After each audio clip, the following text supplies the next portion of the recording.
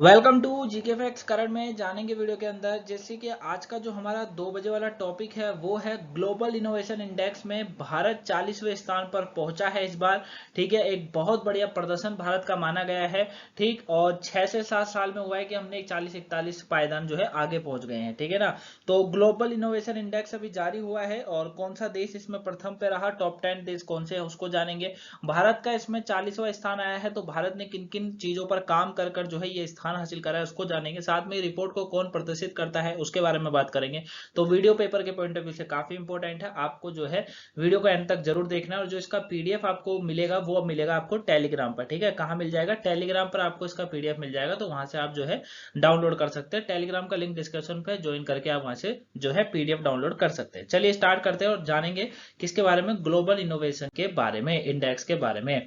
सबसे पहले हम थोड़ा सा इसका जो है इसका बात करते हैं, मतलब इसका बैकग्राउंड थोड़ा सा जान लेते हैं। तो देखिए, वर्ल्ड जो इंटेलेक्चुअल प्रॉपर्टी ऑर्गेनाइजेशन होता है, ठीक है, वर्ल्ड इंटेलेक्चुअल प्रॉपर्टी ऑर्गेनाइजेशन जो होता है, जिसे विश्व बौद्धिक संपदा संगठन कहा जाता है हिंदी में, इसके द्वारा इस रिपोर्ट को जारी करा जाता है। ठीक है, याद रखिएगा कि वर्ल्ड इंटेलेक्चुअल प्रॉपर्टी ऑर्गेनाइजेशन यानी विश्व बौद्धिक संपदा संगठन के द्वारा इसे जारी करा जाता है। वर्ष 2022 के इस रिपोर्ट के अनुसार भारत 40वें स्थान पर रहा है, यानी कि 40वें स्थान पर पहुंच गया है। अब भारत का अब तक का सबसे अच्छा प्रदर्शन इसको बताया जा रहा है कि भारत ने जो है अब तक का सबसे बढ़िया प्रदर्शन करा है और पिछले 7 वर्षों में भारत 41 स्थान की लंबी छलांग के साथ लंबाई मतलब जो है इस स्थान पर पहुंचा है। यानी कि अगर इससे पहले की अगर मैं बात करूं तो 2021 में 46वें स्थान पर था, 2015 में भारत 81वें स्थान पर था। ठीक है, अब इस रैंकिंग में अमेरिका दूसरे पर है और स्वीडन जो है वो तीसरे स्थान पर है, ये भी आपको याद रखना है। ठीक है, कौन है? और स्विट्जरलैंड पहले स्थान पर है, याद रखिएगा।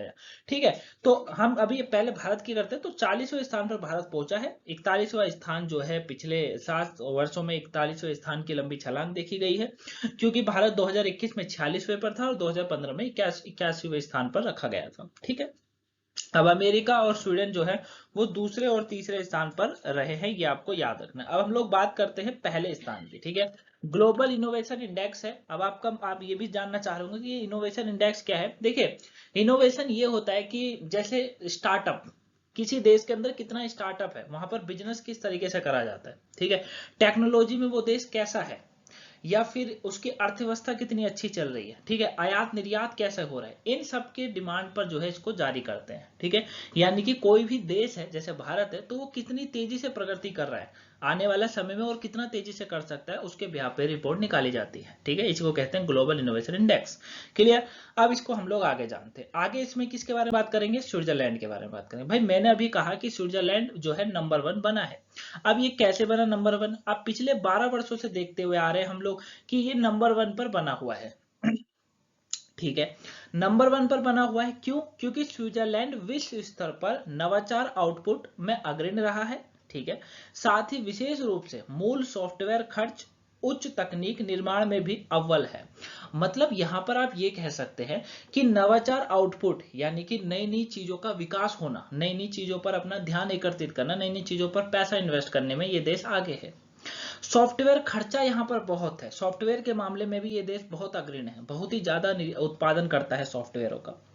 उच्च तकनीक निर्माण यहाँ पर होता है, नई नई तकनीकों का निर्माण जो है वो स्विट्जरलैंड ही करने में सबसे अग्रणी माना जाता है, अव्वल है बिल्कुल, है ना।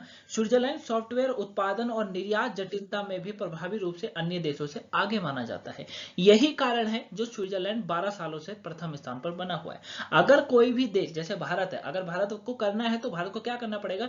इन्हीं सभी चीजों पर ध्यान अपना एकत्रित करना पड़ेगा। जैसे हमने अभी 5G का परीक्षण करा, अब धीरे धीरे उसका परीक्षण स्टार्ट हो गया तो 5G अब जो है चालू हो गया, है ना। तो वो चीजें है, यानी कि कहने का मतलब ये है कि जहां दुनिया भाग रही है ना वहां भागना है। जैसे सोलर ऊर्जा पे भाग रही है तो हमें अक्षय ऊर्जा यानी कि सौर ऊर्जा पे काम करना है, उसको और आगे बढ़ाना है ना।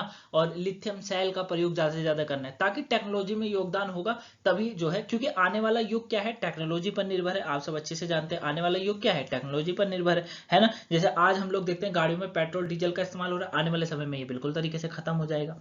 तो वो चीज, जैसे एक जमाना था कि चिट्ठी का यूज होता था लेकिन फोनों ने पूरी तरीके से उसको ग्रहण कर लिया। एक जमाना था कि जब ऑफलाइन जाकर ही मार्केटिंग करी जा सकती, लेकिन अब ऑनलाइन आ गई तो वो हो गई। तो इनका भी कहने का मतलब वही होता है। जैसे अब स्विट्जरलैंड क्या कर रहा है, ये नवाचार आउटपुट में बहुत ज्यादा आगे है है ना, प्रथम स्थान पर है। साथ ही सॉफ्टवेयर खर्चे में भी प्रथम स्थान पर है, सॉफ्टवेयर खर्च भी बहुत ज्यादा मात्रा में करता है और उच्च तकनीकों का निर्माण करता रहता है। जब सॉफ्टवेयर पर खर्चा करेगा तभी तो वो होगा ना, तो वो चीजें हैं। क्लियर है। तो स्विट्जरलैंड का बनने का जो सबसे बड़ा कारण है 12 साल से, वो यही है कि ये नवाचार के क्षेत्र में अच्छा प्रयोग करता रहा है हमेशा, है ना। स्विट्जरलैंड देश क्या करता है, निरंतर से ही नवाचार के क्षेत्र में यानी कि नए नए प्रयोगों के क्षेत्र में हमेशा क्या करता रहता है, हमेशा अग्रणी रहता है। क्लियर हो गया। अब टॉप 10 देशों की बात कर लेते हैं कि टॉप 10 देश कौन से हैं। तो यहाँ पर टॉप 10 देश जो है, आप थोड़ा सा इसको क्या कहते हैं, इसको थोड़ा सा ध्यान से समझेगा कि टॉप 10 देश। 10वें पर अगर बात करेंगे तो डेनमार्क है। 9वें पर आप फिनलैंड को देख सकते हैं, ठीक है। 8वें पर जर्मनी बैठता है, जर्मनी 8वें पर है नवाचार के क्षेत्र में। 7वें पर सिंगापुर है, ठीक है। उसके बाद जो छठे पर है वो रिपब्लिक ऑफ कोरिया है। उसके बाद जो पांचवा है वो नीदरलैंड्स है, ठीक है। चौथा स्थान जो है इस बार यूनाइटेड किंगडम यानी कि यूके को मिला है। तीसरा स्थान स्वीडन को दिया गया है, ठीक है। स्वीडन है नवाचार के क्षेत्र में आगे। सेकंड पर है अमेरिका और फर्स्ट नंबर पर अभी बताया स्विट्जरलैंड जो है वो फर्स्ट नंबर पर है। क्लियर है बच्चा। तो ये टॉप 10 देश ऐसे हैं जो कि किस पर हैं, नवाचार के क्षेत्र में सबसे आगे हैं, इनोवेशन के क्षेत्र में सबसे आगे हैं। क्लियर है। अब भारत वैसे तो 40वें स्थान पर है, लेकिन भारत जो है लोअर मिडिल इनकम ग्रुप में टॉप पर रहा है हमें, ठीक है। किस पर, लोअर मिडिल इनकम ग्रुप में टॉप पर है। अब आप कहेंगे सर इनोवेशन के बीच में लोअर मिडिल इनकम ग्रुप आपने जोड़ दिया। देखिए लोअर भी बहुत इंपॉर्टेंट है ये, इसमें यानी कि लोअर मिडिल जो इनकम ग्रुप है उसमें प्रथम स्थान पर रहा है, क्योंकि भारत जो है आईसीटी सेवाओं के निर्यात में दुनिया में अग्रणी है। किसकी, आईसीटी सेवाओं के निर्यात में। अब आप पूछेंगे आईसीटी, अभी बताऊंगा। आईसीटी के सेवाओं के निर्यात में दुनिया में अग्रणी है भारत। अन्य संकेतकों में शीर्ष रैंक रखता है, जैसे कि उद्यमी पूंजी प्राप्त मूल्य में, स्टार्टअप में। मैंने कहा था ना स्टार्टअप में, आपको पता होगा भारत के अंदर बिलियन ऐसे लोग हैं, बिलियन ऐसा दिमाग है लोगों के पास जो अलग अलग से स्टार्टअप स्टार्ट करते हैं, है ना, एक अलग अलग ही चीजों का निर्माण कर रहे हैं, समझ रहे हो। स्केलअप के लिए भी वित्त की उपलब्धता है भारत के अंदर। विज्ञान और इंजीनियरिंग में स्नातक रहा है हमेशा।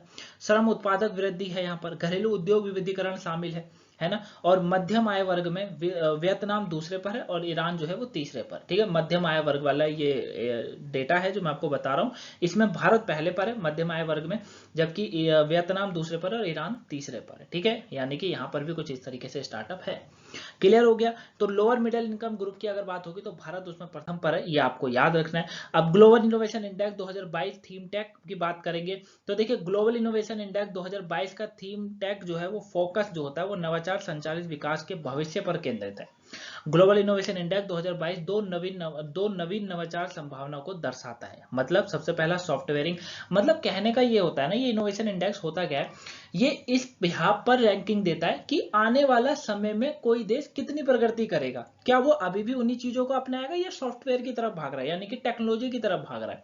तो उसमें स्विट्जरलैंड भाग रहा है। स्विट्जरलैंड क्या करता रहता है, एक तो सॉफ्टवेयर पर ज्यादा खर्चा कर रहा है, दूसरा नवाचार वहां पर ज्यादा हो रहा है यानी कि नई नई चीजों का आविष्कार हो रहा है, दूसरा जब सॉफ्टवेयर पर खर्चा कर रहा है तो नई नई तकनीकों का विकास करता जा रहा है, वो चीजें हैं। तो सॉफ्ट जो है सुपर कंप्यूटिंग, आर्टिफिशियल इंटेलिजेंस और ऑटोमेशन एक डिजिटली युग है जो वैज्ञानिक अनुसंधान के सभी क्षेत्रों में पर्याप्त उत्पादकता प्रभाव डालने के कगार पर है, ठीक है। ये आपको याद रखना है। क्लियर है। अब जैसे देखिए होता क्या था, जैसे मैं थोड़ा महाभारत रामायण इन सब की बात करें तो इसमें हवा में उड़ते थे ना। मनुष्य ने कुछ दिमाग लड़ाया, इंसान ने दिमाग लड़ाना स्टार्ट करा, किताबों को पढ़ा, सब कुछ करा, कैसे उड़ सकते थे उसको जाना। तो उसको जब जाना तो क्या हुआ कि सीख गया, मतलब प्लेन बना दिया, समझ रहे हो, है ना, बना दिया ना। अब ऐसे ही धीरे धीरे आगे, जैसे एक समय की अगर बात करें तो गणेश जी की बात करें तो उनका सर कट गया था, सर कटने के बाद दूसरा सर लगा दिया गया था। अब इसके ऊपर भी काम चल रहा है, इसको भी समझो, है ना भाई, साइंस इसके ऊपर तो काम कर रहा है ना, कि आखिर में जब एक सर कट जाता है तो दूसरा सर उसमें कैसे लगाया जा सकता है, समझ रहे हो, ये चीजें हैं। तो यही होता है कि मतलब समय के साथ बदलना और चीजों का विकास करते रहना जो मनुष्य सभ्यता के लिए अच्छी हो। क्लियर हो गया।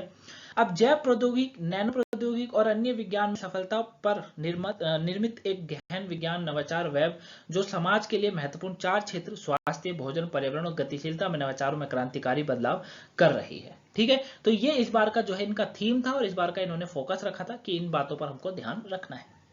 क्लियर हो गया बच्चा, है ना। अब यहाँ पर ये मत पूछिएगा सर पाकिस्तान वो नहीं होता, वो अपनी अर्थव्यवस्था पहले ठीक कर ले, वो ज्यादा होता है, ठीक है। अब वर्ल्ड इंटेलेक्चुअल प्रॉपर्टी ऑर्गेनाइजेशन की बात करेंगे तो ये जो संपदा है, संपदा संगठन जो है, ये संयुक्त राष्ट्र की एक एजेंसी है। इसका गठन 1967 में लिया गया था और इसका गठन बौद्धिक संपदा संरक्षण और रचनात्मक गतिविधियों को प्रोत्साहित करने के लिए किया गया था।